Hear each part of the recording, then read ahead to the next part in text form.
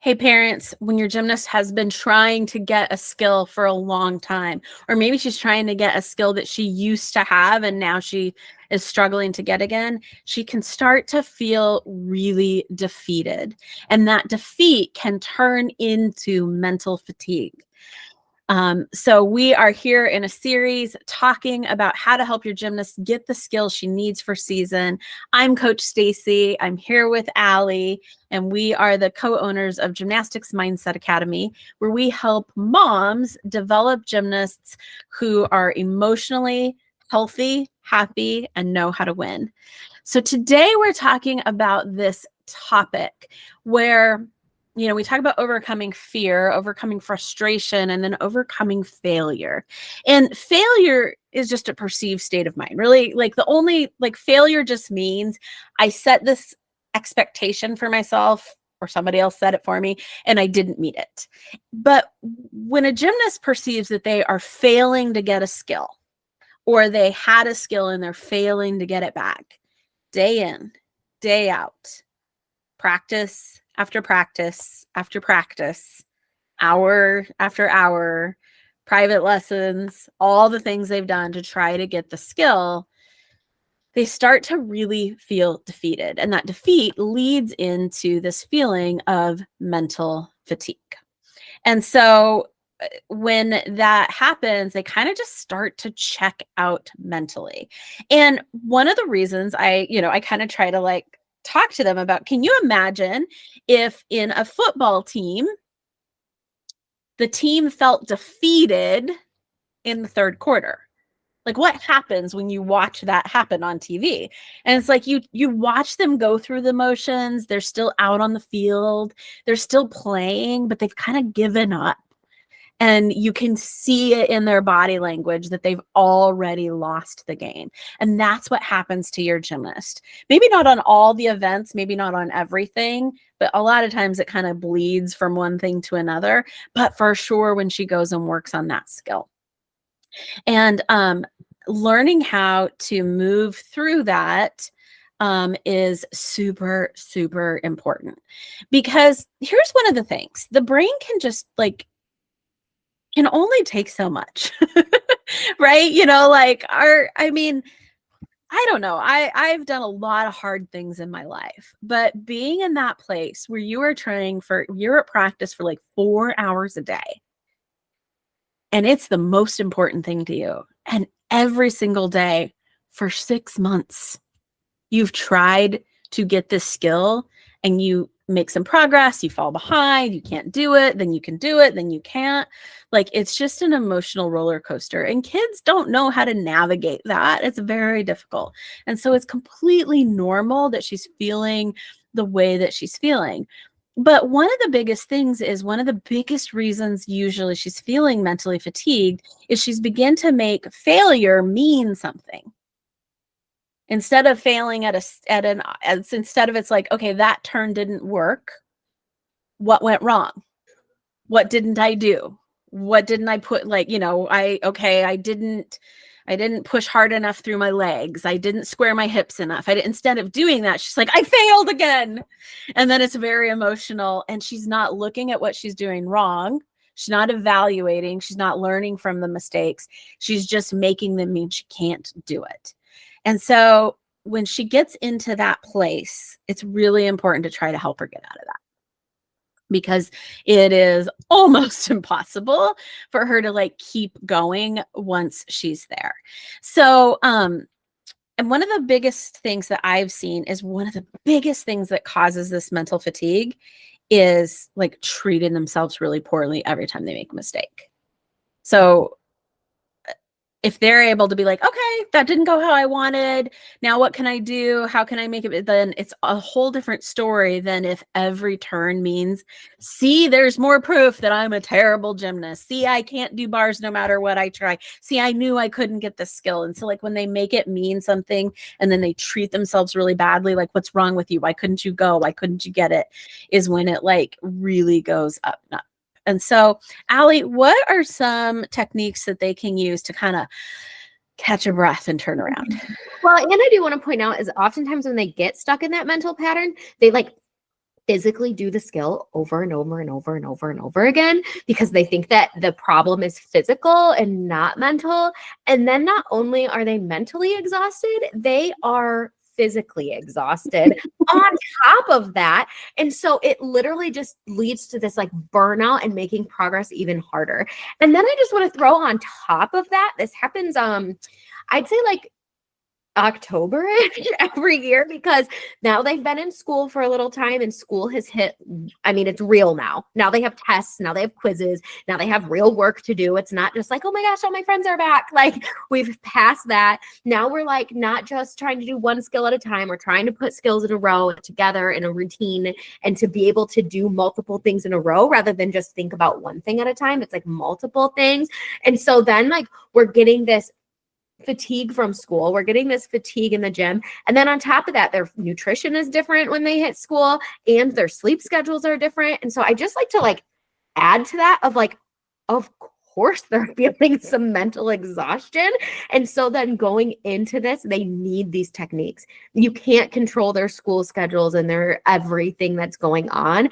And so there has to be some other way to help them deal with this technique. So their fatigue. But the first technique that we teach them is really just like that they need to recognize it and be honest with themselves first. Like, this is what is happening. I am feeling defeated right now because I can't make this skill. I'm feeling exhausted right now because I am struggling with X, Y, and Z, whatever it is. They need to just accept the fact that they are struggling so that they can then go from this, I have big picture view to focus on one small step. Okay. So, let's talk flight series on Beam. Let me tell you, they're all on there. When don't we talk flight series on Beam in our lives? No, it's such an easy, relatable one, right? It could be any series, but when they're feeling mentally exhausted, that's already one that they struggle with fear a lot on and other things. So then when they're feeling mentally exhausted, all they're thinking about is they just need to get it over with and go for it and do it. Okay. And then what's happening is they do that repeated thing and then they struggle, right? So when they can accept, like, wait a second, I am just exhausted or defeated or whatever they're dealing with, and just accept that. And then just being like, if I can do this one thing, it could help me. If I could squeeze my butt, if I could watch the beam, if I could do this one simple correction to try before I do this skill again, then maybe I could make some improvement on it. And so things that could be powerful when I even have girls right now. I have a girl who's actually a weightlifter, but she is doing two sports right now. She's doing volleyball and weightlifting. Weightlifting's her main one, but she's going to volleyball and then trying to do her weightlifting after. And she's like, I'm exhausted and like doing my lifting, I'm not able to do as much weight. And I'm like, well, yeah, of course. Like usually you just are going there fresh. And so I was like, what is the most important thing for you to get done while you're at weightlifting right now during this time of exhaustion? Right? You are going to be exhausted when you're doing two sports. Reality. Like that is a reality. And she was like, honestly, if I can keep my technique, I know that I'm getting power and strength in volleyball, playing volleyball. So if I can just keep really good technique, then I know I'll be able to keep improving. And it was like one of those like ahas, because then we could go to her lifting practice and be like, okay, this is one technique thing I'm going to focus on. Even if I'm not moving as much weight, I know that I'm gaining something by doing this technique really well. And gymnasts can do the exact same thing. And then also taking it to another step of doing more visualization sets. Okay, being able to do it visually and not use that energy physically, and being able to practice thinking those more positive thoughts. Like Stacy said, they get mean to themselves. Being able to practice being nice to themselves. That's a whole skill in itself that we could talk about for hours. But being able to practice that is a lot. So sorry, quick breakdown.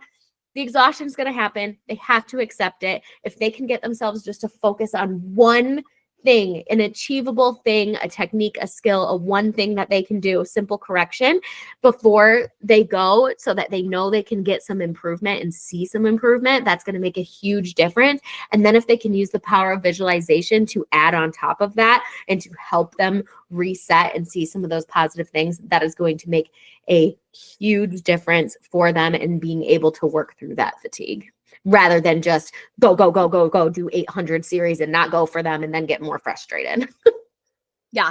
Which is what they normally do, right? Mm-hmm.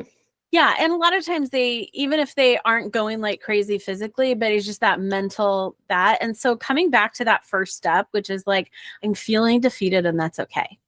I'm feeling like I'm a failure. I feel like giving up. Like one of the reasons they're so fatigued is they're fighting the emotion. Truth. Yes. Right. So they're trying to push. We always talk about this idea of when you're like trying to push an emotion away. Okay. Is my vacuum too loud? No, you're good. Okay. They're trying to like push an emotion away. And so it's like standing in a body of water with a beach ball, like a beach ball, and trying to push it down.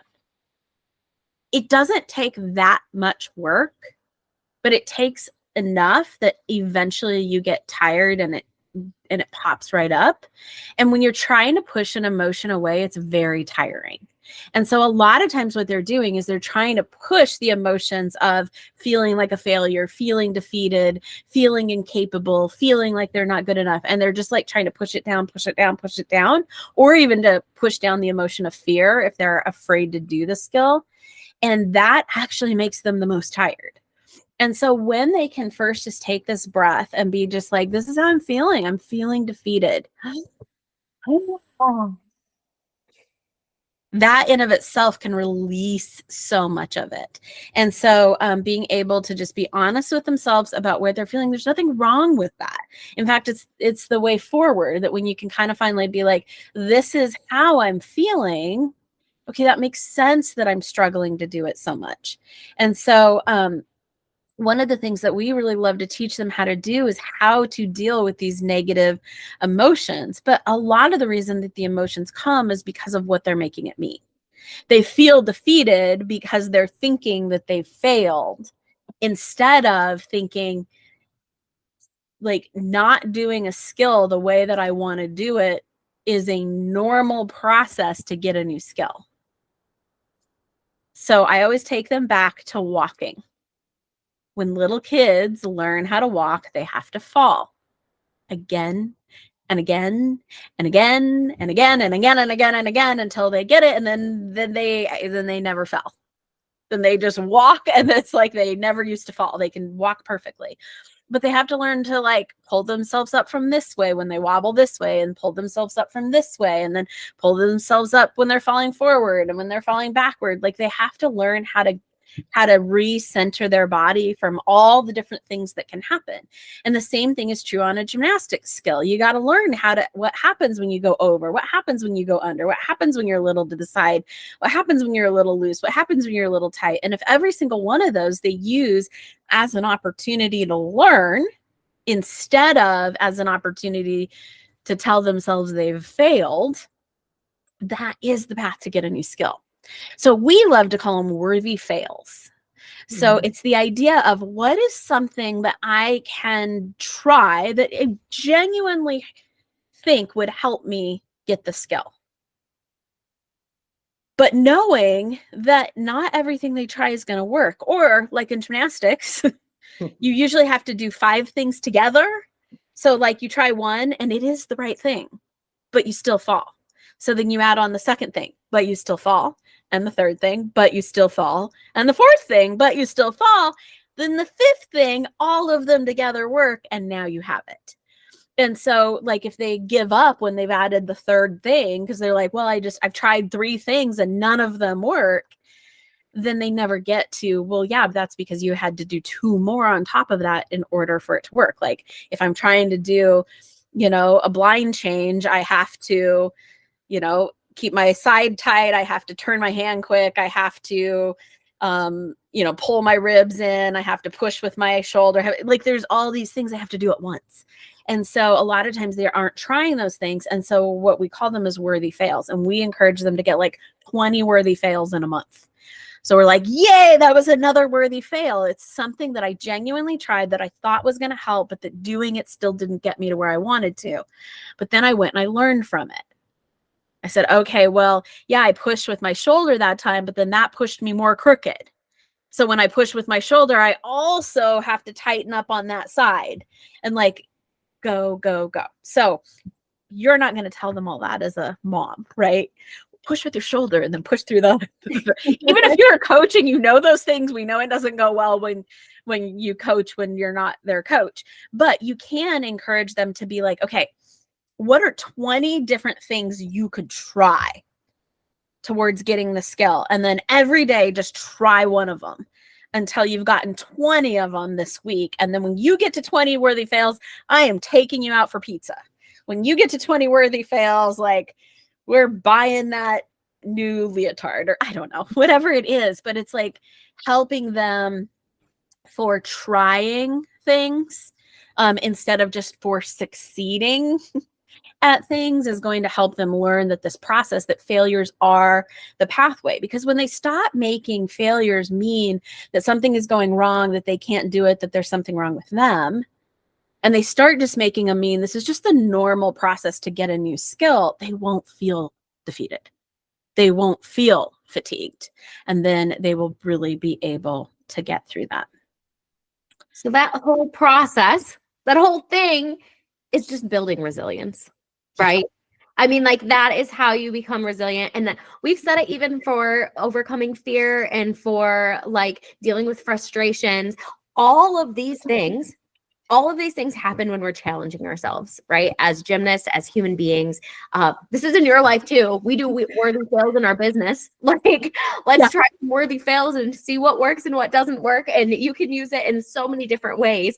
But my point is like what they're learning when they challenge themselves enough to feel a negative emotion, to feel fatigue, to feel frustration, to feel any of those things. What they're doing is building resilience.